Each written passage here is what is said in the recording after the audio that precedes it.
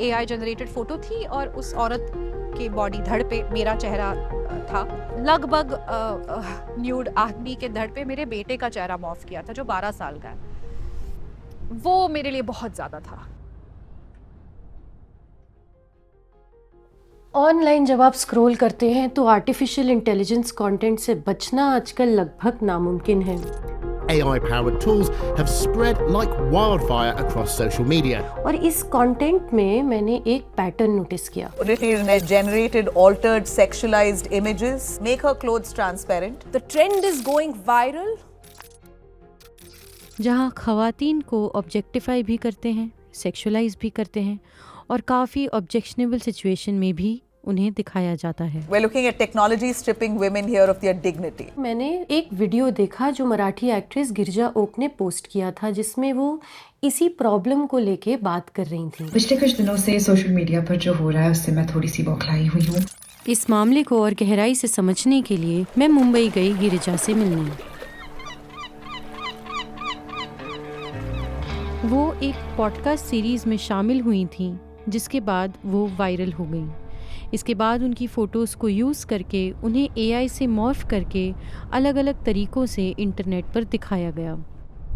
They also slightly animate these images जहाँ पे आप कुछ अजीब सी हरकतें कर रहे हैं। जैसे एक दो वीडियोस में ऐसे था कि अचानक से उन कपड़ों में मैं ऐसे झुक जाती हूँ और फिर मैं I stick my tongue out, मैं अपनी जीभ बाहर निकालती हूँ एंड देन मैं कुछ शर्मा रही हूँ। फिर एक अचानक एक आदमी आ जाता है उस फ्रेम में and then we start kissing each other. सोच रहे और वो सब झूठ है।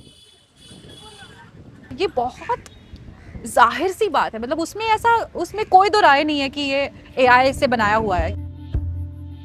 एक दिन मुझे एक ऐसी फोटो दिखी जिसमें एक बहुत ही कम कपड़ों में बैठी औरत और उसके साथ एक बहुत ही कम कपड़ों में बैठा एक आदमी। उनकी एक साथ ऑब्वियसली AI जनरेटेड फोटो थी और उस औरत के बॉडी धड़ पे मेरा चेहरा था और उस लगभग न्यूड आदमी के धड़ पे मेरे बेटे का चेहरा मॉर्फ किया था जो 12 साल का है। वो मेरे लिए बहुत ज़्यादा था। I was very upset. वो देखकर मुझे लगा कि इसके बाद मुझे कुछ ठोस करना चाहिए। गिरिजा ओक ने इस मामले में पुलिस कंप्लेंट दर्ज करवाई, जिसके बाद काफ़ी कंटेंट जो ऑनलाइन था उसे हटा लिया गया है। ये बहुत डरावना है। इस तरह का जो टूल है जो किसी के भी हाथ में हो सकता है, AI नामक, वो बहुत स्कैरी है। I can not imagine how traumatising it must be for somebody. इसकी मैं कल्पना भी नहीं कर सकती। डीप फेक का इस्तेमाल सिर्फ सेलिब्रिटीज़ के खिलाफ नहीं हो रहा है। इनके निशाने पर शहर की लड़कियां, गांव की लड़कियां और आप और मेरी जैसी ख्वातीन भी हैं। भारत में ख्वातीन के खिलाफ साइबर क्राइम में लगातार इजाफा हो रहा है। 2025 में national cyber crime reporting portal पर 76,000 से ज़्यादा क्राइम्स अगेंस्ट विमेन के केसेस दर्ज हुए। इकोनॉमिस्ट इंटेलिजेंस यूनिट की एक ग्लोबल स्टडी के हिसाब से 38% ख्वातीन ने खुद ऑनलाइन अब्यूज़ फेस किया है, जबकि 85% ने इसे विटनेस किया है। रति फाउंडेशन नाम का एक NGO मुंबई में एक हेल्पलाइन चला रहा है ऑनलाइन हरासमेंट सर्वाइवर्स की मदद के लिए। उनकी डायरेक्टर उमा सुब्रमण्यन ने हमें बताया कि पिछले साल उनके पास कुछ 500 कॉल्स आई, जिसमें कम से कम 10% केसेस ऐसे थे जिसमें डीप फेक बनाए जा रहे थे AI का इस्तेमाल करके। AI के साथ हमने ये देखा है कि ये जो काम है ये बहुत आसान हो गया है और जिस स्तर पे ये हो रहा है, जिस तेज़ी से ये हो रहा है, तो आप अगर कोई भी एक साधारण महिला का एक साधारण सा आप इमेज ले लें, आप उसको बहुत आसानी से उसको पूरी तरह नग्न कर सकते हैं। बेसिक सिंपल जो इंटरनेट पे अवेलेबल है उन टूल्स को लेके। गांव से आने वाली लड़कियां या टियर 2 जो शहर हैं वहाँ से आने वाली लड़कियां जो बस अपने आप को खोज रही हैं या अपने आप को बस व्यतीत कर रही हैं, वो शायद कुछ नहीं कर रही हैं, वो बस टहल रही हैं गाँव में, वो नाच रही हैं अपने दोस्तों के साथ, वो बस चल रही हैं, किसी मेले में जा रहे हैं, एकदम साधारण काम कर रहे हैं घरों में बाहर। वो एक है प्रोफाइल हमने देखा है कि बस उनको अपनी जगह दिखाना कि तुम यहाँ क्या कर रही हो, तुम्हारा काम तो घर पे है, तुम ये क्यों कर रही हो। तो it is more to do कि आप उनको शर्मिंदा करना चाहते हैं, आप उनको सज़ा देना चाहते हैं कि वो इंटरनेट पे क्यों आए।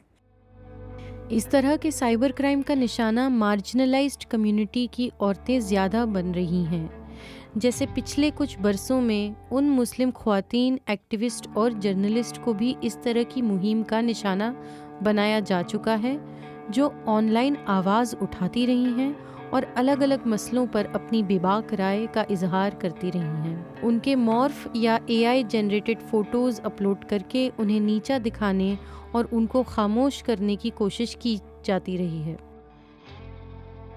दिल्ली के करीब गुरुग्राम में पुलिस ने ऑनलाइन हरासमेंट और डीपफेक केसेस में इजाफा देखा है, इसलिए उन्होंने डिजिटल सहेली नाम की एक 24/7 हेल्पलाइन शुरू की है ऑनलाइन हरासमेंट रिपोर्ट करने के लिए। This is urgency. एक वुमेन का जो आप इंडिया में देखते हो तो इट्स अ लिटिल अर्जेंट कि she is totally harassed and काफ़ी जो उनका इमोशनल जो बैलेंस बिगड़ जाता है एकदम इस सब के बाद। ऐसे वीडियोस पैसे कमाने का भी एक बड़ा जरिया बन चुके हैं। AI पॉर्न इंडस्ट्री आज की तारीख में $2.5 बिलियन की इंडस्ट्री है। यहाँ तो सेक्सटॉर्शन रैकेट चल रहा है। महिला की न्यूड फोटो आप डाल रहे हो और उससे पैसे मांग रहे हो। किसी लड़की की फ़ोटो लगा के एक IDC बना ली, उस पर फिर मैं लोगों से पैसे ले रहा हूँ या कुछ और ले रहा हूँ या फिर उसके बारे में कुछ प्रचार कर रहा हूँ, दुष्प्रचार कर रहा हूँ, तो वो सब चीज़ें तो बहुत ज़ोरों की चल रही हैं। AI का इस्तेमाल करके ऐसा भी कंटेंट बन रहा है जिससे ख्वातीन के खिलाफ दकियानूसी ख्यालों को भी बढ़ावा मिल रहा है। जो सोसाइटल प्रॉब्लम्स हैं, जो नॉर्म्स हैं, जिसके अगेंस्ट हम इतने सालों के से काम कर रहे हैं, फेयर स्किन की प्रॉब्लम, बॉडी इमेज की problem, domestic violence, violence against women की प्रॉब्लम, ये सारा कुछ ज़्यादा प्रोपोगेट होता जा रहा है अब इस AI कंटेंट की वजह से, जिसको सब लोग कंज्यूम कर रहे हैं ज़्यादा मात्रा में। Fair skin is good. लड़की का अगर लाइट स्किन है तो उसकी लाइफ बेटर है, अगर उसकी बॉडी इस तरह की है पर्टिकुलर तरह की तो उसकी लाइफ बेटर हो जाती है। बहुत यंग बच्चे और लड़कियों का not very explicit but sexual content, इस तरह का कंटेंट जो हम जिसके अगेंस्ट हम लड़ रहे थे इतने सालों से, ये फिर वापस आ रहा है। हमने रति फाउंडेशन की उमा सुब्रमण्यन से ये भी जाना कि अगर डीप फेक कंटेंट किसी का ऑनलाइन चला जाए तो क्या खास स्टेप्स लेने होते हैं ये इंश्योर करने के लिए कि आप अच्छे से अपनी कंप्लेंट रेज कर पाए। तो सबसे पहले अगर हम इसको एस्केलेट करना चाहते हैं तो हमारे पास उसका सबूत होना ज़रूरी है। तो इसके जितने भी स्क्रीनशॉट्स हैं आप स्क्रीनशॉट्स ज़रूर लें, बिना क्रॉप किए स्क्रीनशॉट्स लें, सारे लिंक्स को जमा करें। एक बार आपने ये कर लिया तो इसको रिपोर्ट करने के अलग अलग तरीके हैं। अगर किसी प्लेटफॉर्म पे ये आपके साथ हो रहा है तो प्लेटफॉर्म की खुद की एक रिपोर्टिंग सिस्टम होती है। ये बड़े प्लेटफॉर्म्स पे अगर हो रहा है, जैसे इंस्टाग्राम है, व्हाट्सएप है, टेलीग्राम है, तो वहाँ पे उनकी सिस्टम्स होती हैं। उसके अलावा अगर ये बाकी के छोटे प्लेटफॉर्म्स पे हो रहा है, जैसे किसी पॉर्न वेबसाइट्स पे वगैरह हो रहा है, तो अनरेगुलेटेड प्लेटफॉर्म्स में कंटेंट निकालना थोड़ा मुश्किल है, लेकिन वहाँ भी अलग तकनीकें इस्तेमाल करी जा सकती हैं। आप उनके सपोर्ट टीम को लिख सकते हैं, DMCA के ज़रिए ये हो सकता है। इसके साथ साथ भारत में आपका साइबर क्राइम का जो पोर्टल है cybercrime.gov.in, आप उस पे जाके ज़रूर ये कंप्लेंट अनोनिमस आप ये कंप्लेंट कर सकते हैं, क्योंकि एक डर रहता है मेरा नाम आ जाएगा। तो आपका नाम दिए बिना आप केवल ये अपराधी के बारे में सारा इन्फॉर्मेशन आप उसमें डाल सकते हैं और आप रिपोर्ट कर सकते हैं।